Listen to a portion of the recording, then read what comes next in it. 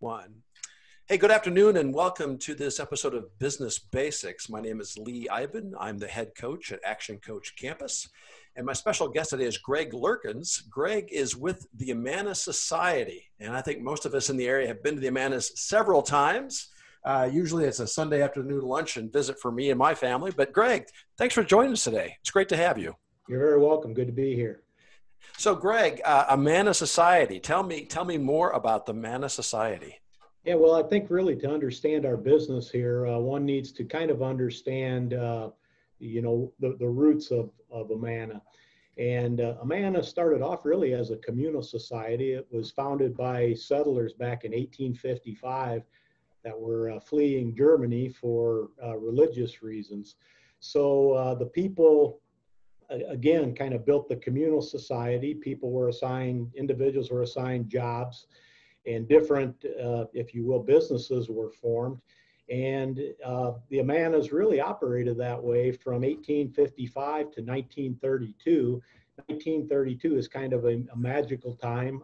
That's when that communal society was dissolved and the Amana Society formed. So the Amana Society is a corporation, and those legacy businesses that were a part of that communal society were really transitioned over to the Amana Society. So that's a little bit about the background of the business.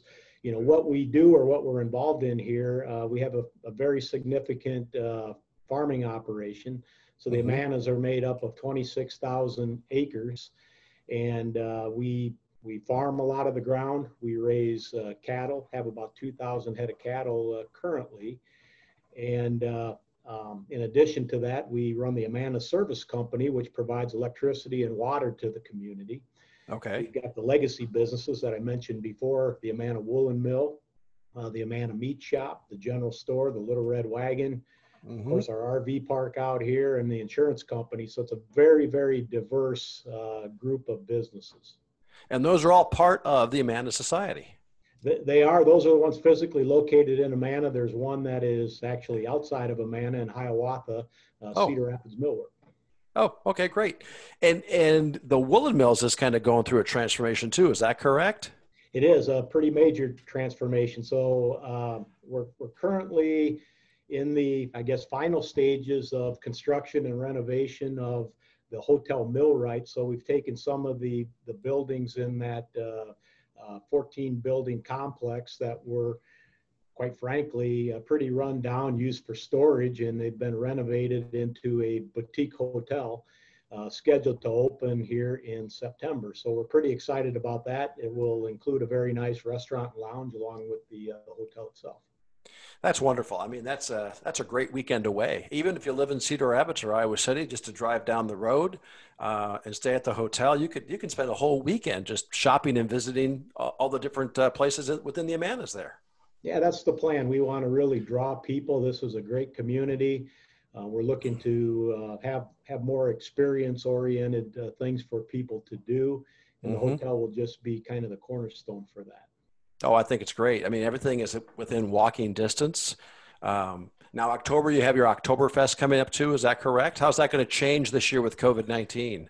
It'll be significantly different. With the social distancing will be a part of it, where it hasn't been so much in the past. So people will buy tickets and kind of have a reserved space and a reserved time, if you will, to participate in those activities, and we'll kind of cycle people, in and out based on those times. Right.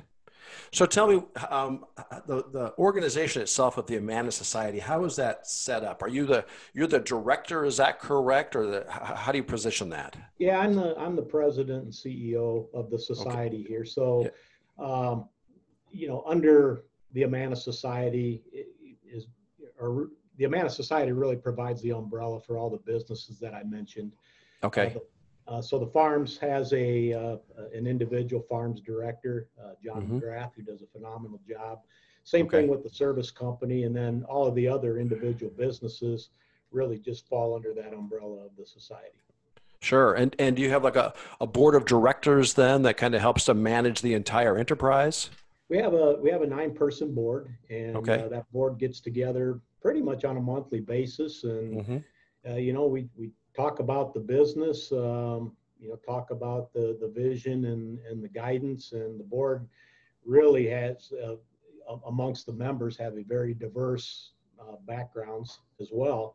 So I think getting together and sharing ideas on a monthly basis is very valuable to me. Get a lot of different perspectives, and it's really positive for not only the organization, but really the whole community here.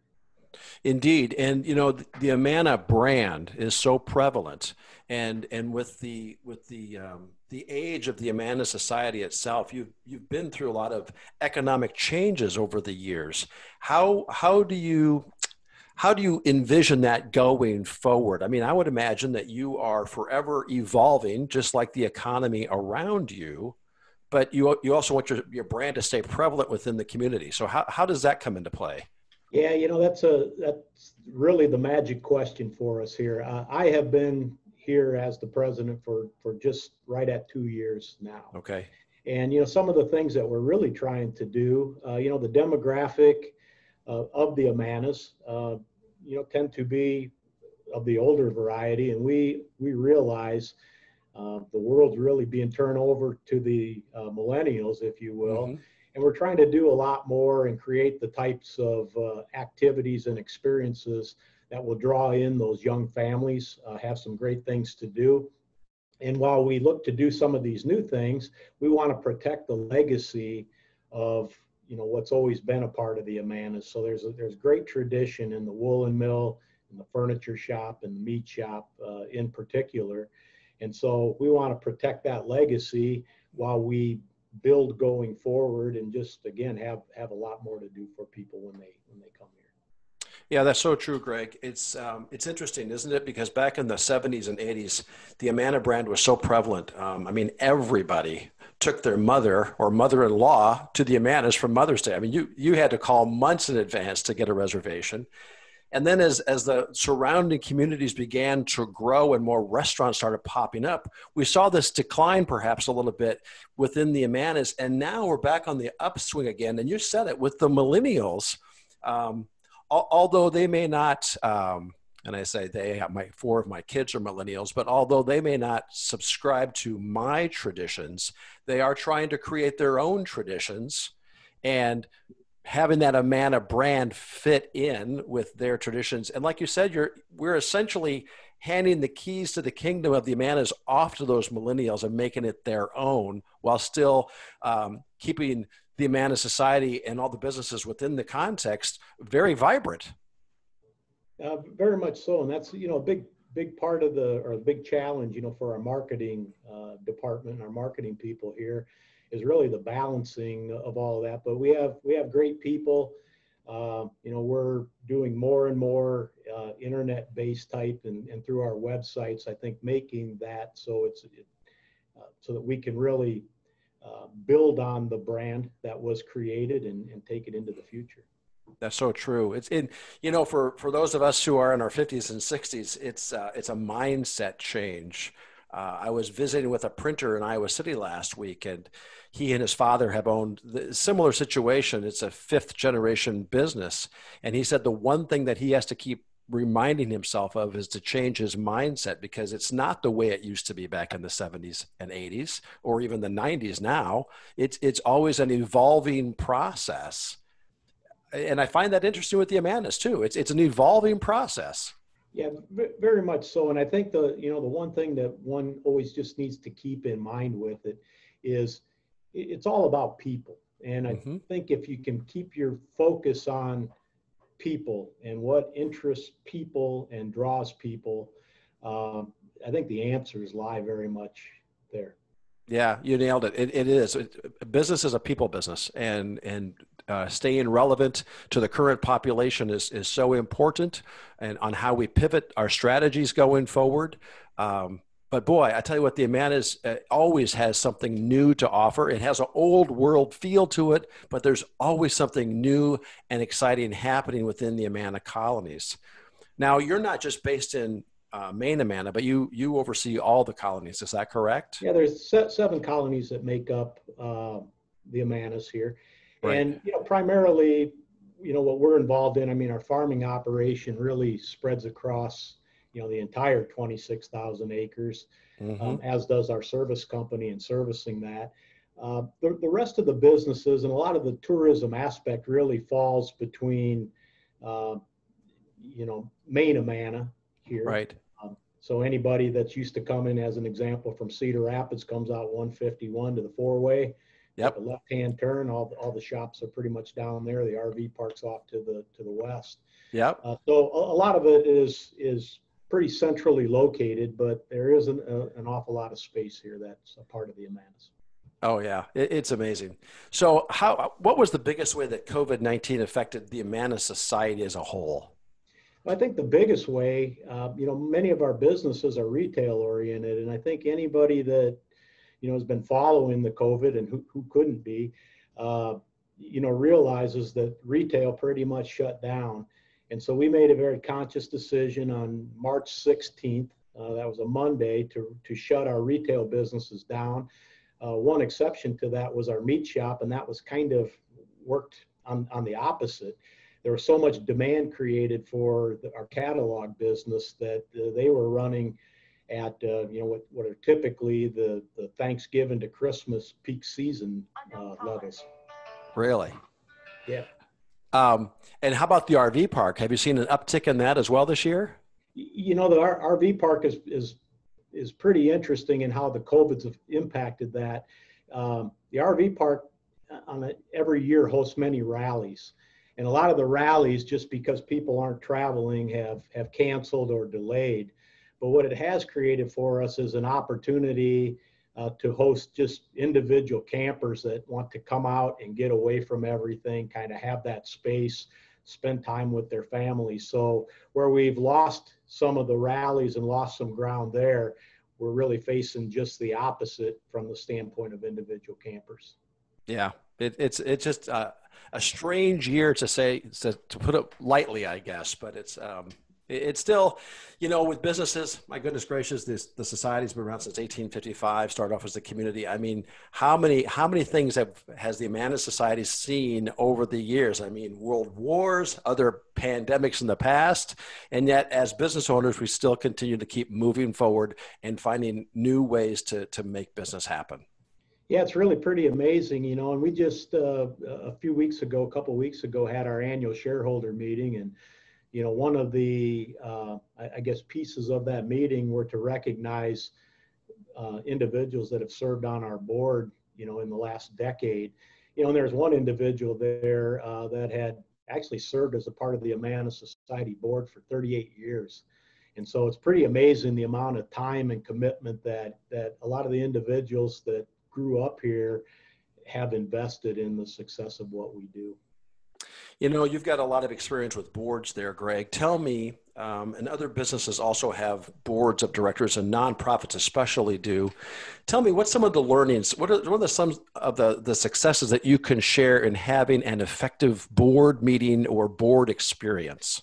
Well, we've got in representation from our board or on our board, I mentioned that we have quite a diverse background. So we have, individuals with that legal background, different business backgrounds, technical backgrounds, those types of things. And so when you sit in a board meeting and you're really talking about any aspect of the business, chances are you've got an expert as a part of your board that can sometimes raise certain dialogue, present solutions, or sometimes even challenge a little bit of what we're doing here. And all that makes us better and stronger. It does. And that's so important for any organization that's going to have a board of directors to have that well-rounded group of individuals who can really provide solutions while you're in the board meeting. Yeah, very, very much so. This board is probably more involved, I guess, in the business than the other organizations that I've been with and run in the past. But it's actually very, very good because, like I say, I've got individuals that I could pick up the phone anytime and call one of them, seek some advice, bounce things off. And it's great to have that level of support. And our board is extremely supportive and really trying to help us move the businesses forward. That's fantastic. And now, do the board members currently have to be doing business within the society, or are you able to bring people from the outside? No, the way that it typically works, we have a 9-person board, and every year, 3 of the board members will come up for election. And so typically what will happen, the incumbents typically will decide to run again, and then a 4th potential person is drawn into that. And the vote is sent out to the shareholders, and the shareholders ultimately decide. But 1/3 of the board every year essentially is up for re-election. Okay. Yeah, very good. So tell me, what is your inspiration, Greg? I mean, every day is different, right? We all try to find that inspiration. What's yours? My inspiration is really, I go back to people.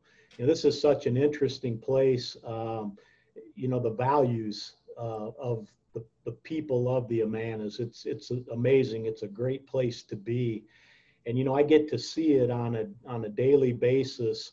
When I get the opportunity to go down into all of our businesses, they all have unique challenges, and, to see how they take on those challenges on a daily basis. And we got hit with COVID, and I can say that our people really stepped up and did what needed to happen to move things forward. So my inspiration is always the people. Yeah, that's so true. And if we allow the folks within our organizations to be creative without reprimand, but just to really be creative, it's amazing what they can come up with. Yeah, it really is. And I've found, throughout my career, that the people doing the job on a daily basis, they typically know what to do. And so when somebody comes to me and they ask a question, many times my first response back to them is, or what seems natural to me, is to ask them, what do you think? Many times they know, and they're just looking for validation on it. And quite frankly, their solutions are typically better than what I'll come up with on my own. That's a great piece of advice, and you're not the first to have said that either, by the way. But it is so true. It's just turn it right back on. Just hold the mirror up. What would you do in this? And you're right. They know. They know. I mean, most of the time they know. That also is a great way to develop people. You make them a part of the decision process, and they get to live out what those decisions are. That's so true. That's very good. Well, Greg, thank you very much. Don't go away. Hey, thank you for watching. This has been an episode of Business Basics. My guest today has been Greg Luerkens with the Amana Society. And by all means, if you have not been to the Amanas lately, get in the car, drive over. It's worth the trip. There's a new hotel opening up. And you said it's like a niche hotel, right, Greg? It's a boutique hotel is how we describe it, yes. I love that. Boutique hotel where the Woolen Mills used to be at the end of the street in the main Amanas. Woolen Mill's still there, by the way, still in operation. So it's both. Yeah. The Woolen Mill operation in the main building, operates on the first floor. The second floor is our event center that can host weddings and different events. How cool is that? Well, that's great. So another reason, get in the car, drive to the Amanas. Hey, thanks again, Greg. I appreciate it. You're very welcome. Thank you. Mm-hmm.